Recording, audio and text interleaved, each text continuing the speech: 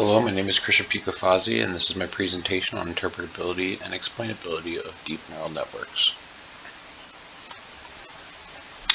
The purpose of this presentation is to explain common practices in explaining and interpreting deep neural networks.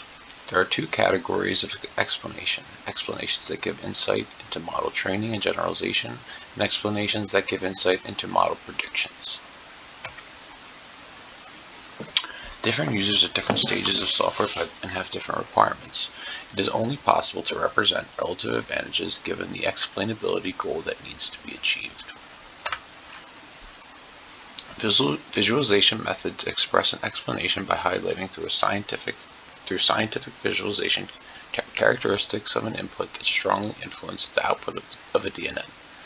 Visualization methods associate with the degree to which a DNN considers input features to a decision. This association is often referred to as attribution. A common exploratory form is saliency or heat maps. Backpropagation can visualize features relevance from a volume of gradient passed through the layers during network training. This method identifies the saliency of input features based on some evaluation of gradient signals passed from output to input during network training. A baseline approach visualizes the partial derivative of the network output with respect to each input feature scaled by its value. The seminal study introduces activation maximization methods to visualize the important features in a layer of deep architecture by optimizing the input X such that the activation A of a chosen unit I in a layer of J is maximized. By visualizing the internal representations, the practitioner can check if the concepts learned by the model are human interpretable. Deconvolution's application is applied to visualize higher layer features in the input space. It assumes that the model being explained is a neural network consisting of multiple convolutional layers. Practitioners use this method to visualize how much information from the original input the extracted features retain, and gain insight on how information is extracted from data at different network layers. It does not lend itself to explaining single model predictions. Finally, the visualization method using class activation maps, or CAM, or using global average pooling, or uses global average pooling in CNNs. The global average pooling, convolution, fully connected layer, and softmax. The CAM family of methods can be used to determine, given an input in a class, what is the information in the input that gives evidence for that class. Based on this information, the user can determine to what extent model predictions can be interpreted and assess for which classes consistent model predictions can be expected. Users can also use the CAM family of methods to determine if there is an unfavorable class bias that the model is picking. Here is a graph of a gradient CAM, and this is showing how it goes from the last convolutional layer to creating the heat map of importance over an image, searching for a cat in particular. Layer-wise relevance propagation, or LRP, creates a saliency map that, rather than measuring sensitivity, represents the relevance of each input feature to the output of the network, while sensitivity measures the change in response in the network's output as a result of the changing attributes in the input. Relevance measures the strength of the connection between the input features to the network output, without making changes to the input of the components of the network. Most generic form of LRP is a deep Taylor decomposition. LRPs are used similar to CAMs, but LRPs allow for negative attribution in addition to positive. The user also has to supply a reference input. Compared to a CAM, LRP heat maps can be higher quality and more precise, because the LRP assigns each individual pixel a relevance score. A deep learning important features is an approach based on backpropagation, and it assigns relevance scores to input features based on difference between an input X and the reference input X. The reference should be chosen according to the problem at hand and can be found by answering the question, what am I interested in measuring differences against? The heat map results of the deep lift explain the difference and prediction between the relevance image and the original prediction. Heat maps obtained with deep lift can display negative attributions in addition to positive, unlike the CAMs. Integrated gradients, or IG, is an axionomic attribution map that suffices two axioms for the input feature relevance scoring on a network. The first axiom is sensitivity, and the second is implementation variance. IG is similar to LRP and deep lift. The practitioner needs to supply a reference baseline image, and the algorithm assigns a pixel-wise relevance score. For image and input problems, the baseline image is set to a black image, while for text inputs, the baseline can be a zero embedding vector. IG targets a sensitivity axiom not considered by gradient-based attribution methods. Perturbation-based methods compute input feature relevance by altering or removing the input feature and comparing the difference in output between the original and the altered one. It visualizes the feature's relevance by comparing network output and input and modified copy of the input.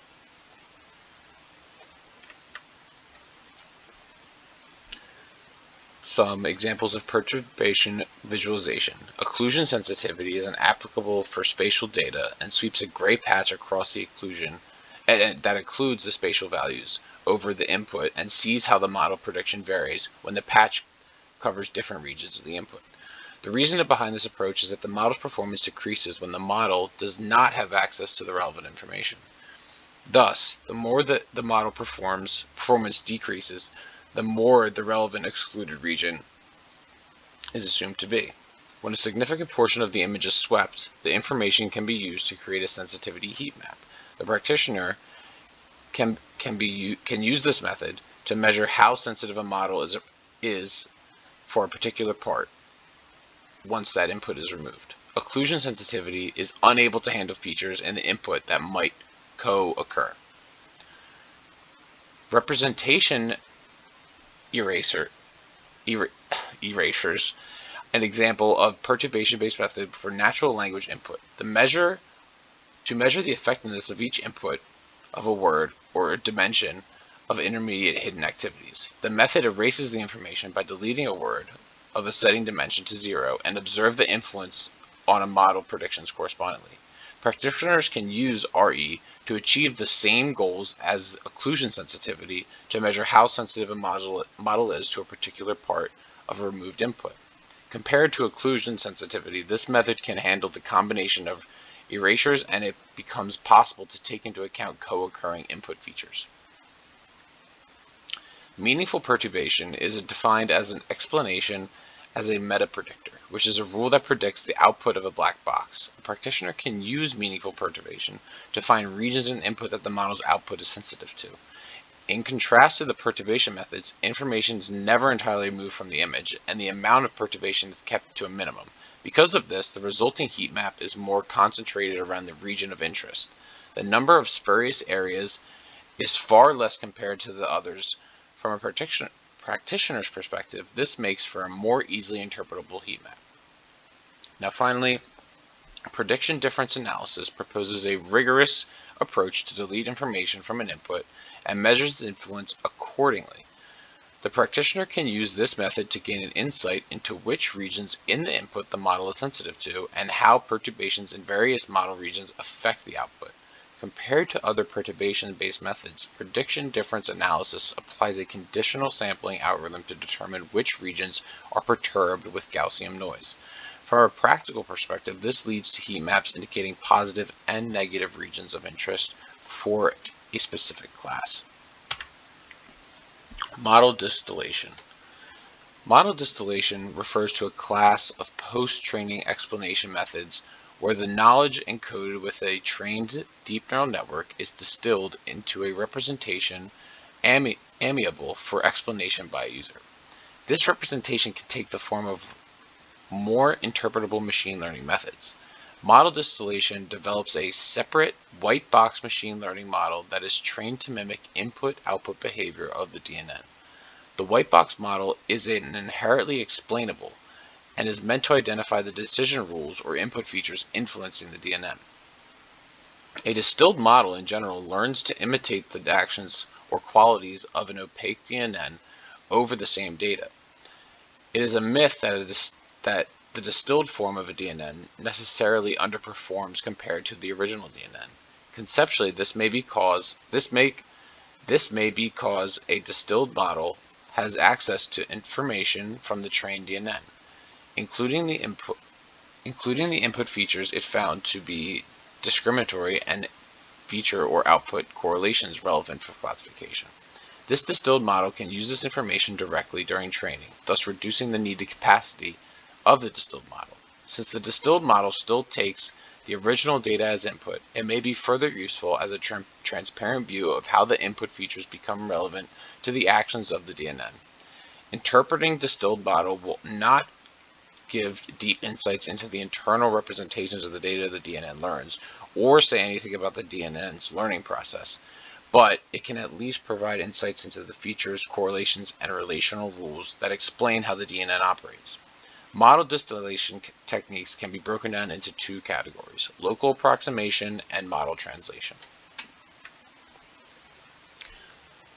Local approximation method learns a simple model whose input and output behavior mimics that of a DNN for a small subset of input data. This method, as motivated by the idea that the model a DNN uses to discriminate within a local area of the model manifold, is simpler than a discriminatory model over the entire surface.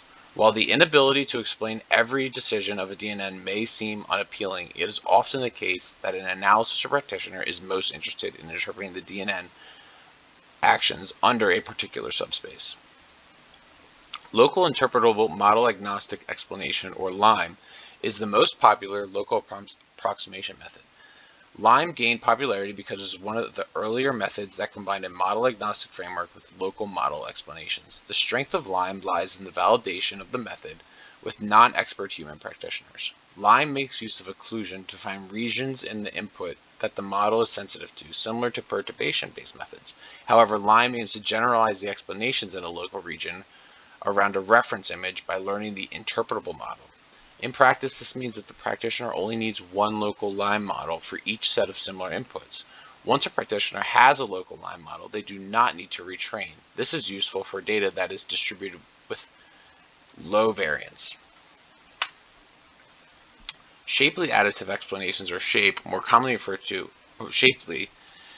This method computes the Shapely values for the input feature space. The Shapely values explanations are represented as the coefficients in a linear model.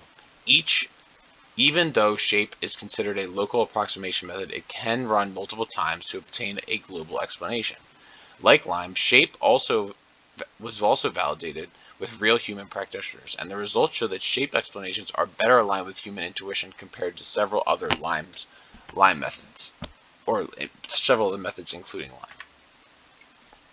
Now, model translation. Model translation, compared to local approximation methods, model translation replicates the behavior of DNNs across an entire dataset rather than small subsets, similar to a smaller model. That is easier for explanation. Model distillation can be used to go from DNNs to decision trees, finite state automata, graphs, and casual and rule-based models even. Intrinsic methods. Ideally, we would like to have models provide explanations for their decisions as part of the model output, or that the explanation can easily be derived from the model architecture. Intrinsic methods are deep neural networks that have been specifically created to render an explanation along with its output. As a consequence, intrinsically explainable deep neural networks can jointly optimize model performance and a quality of explanations produced. Like distillation methods, the practitioner needs to have an explicit knowledge about the field of the application, and the models required to learn explanations intrinsically. Intrinsic methods are arguably the most difficult methods to apply compared to visualization, and distillation methods, because of the specialized knowledge in the training process, will involve multiple models that can make optimization more challenging. Additionally, more computing power is likely required to train a large pipeline of the model jointly. DNNs can be endowed with attention mechanisms simultaneously preserve or even improve the performance, and have explainable outputs expressing their operations. An intention mechanism learns conditional distribution over given input units, composing weighted contextual vectors for downstream processing. There's a growing body of research of the objective comparison of explanation methods and their quality. There are two methods for evaluating explanations. The first is devised as an objective method or benchmark to evaluate the explanations without human intervention. The second is the human to evaluate the explanation. There are different learning methods. To investigate the learning mechanisms the investigation of learning mechanisms tries to derive principles explaining the evolution of models' parameters during training. Many existing approaches can be categorized as being semantics related in that the analysis tried to associate the model's learning process with concepts that have concrete semantic meaning. Model debugging. Similar to software debugging, the concept of model debugging applies techniques from traditional programming to find out when and where model architecture, data processing, and training-related errors occur. A probe, leveraged to analyze the internal patterns of a DNN, to provide further hints toward performance and improvement. A probe is usually an auxiliary model or a structure such that linear classifier, a parallel branch of the model pipeline. The training process of the probe is usually independent of the training process of the master DNN model. Model fairness aims to build deep neural network models that objectively consider each input feature and is not unduly biased against a particular subset of input data. The goal of the group fairness is to ensure each group receives equalized percentage of benefit. Fairness is addressed in pre-processing, in-processing, and post-processing. Pre-processing methods revise the input data to remove the information correlated to the sensitive attributes. In-processing methods add fairness constraints into the model learning process. And finally, post-processing methods adjust the model predictions after the model is trained. Rapid advances in DNNs have caused innovations in a vast range of fields. Now it is more important time than ever to ensure DNNs are explainable and interpretable for the user to understand. Thank you for your time.